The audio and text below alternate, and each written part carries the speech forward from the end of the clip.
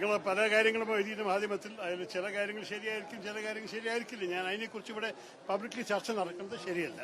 ഞാൻ പോയില്ല, ഞാൻ പാർട്ടി നേതൃത്വത്തെ അറിയിച്ചു, നേരത്തെ അറിയിച്ചു ഞാൻ വരുന്നില്ല എന്ന്.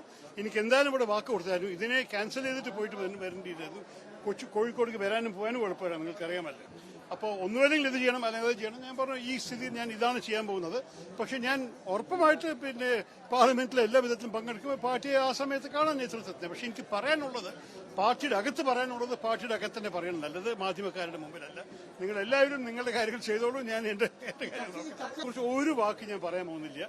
നിങ്ങൾ പറഞ്ഞു എനിക്ക് അസംതൃപ്തി ഉണ്ടായിരുന്നു, ഞാൻ അതിനെ വേറെ ഒന്നും അതിനേക്കാൾ കൂടി ചേർത്താൻ പറയാൻ ആഗ്രഹിക്കുന്നില്ല.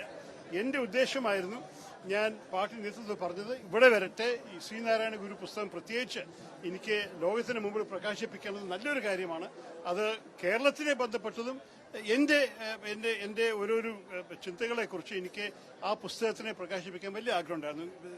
ജയ്പൂർ ലിറ്റററി ഫെസ്റ്റിവൽ എനിക്ക് ഒരിക്കൽ മുടക്കേണ്ടി വന്നു രാഷ്ട്രീയ ചടങ്ങിന്റെ കാരണം.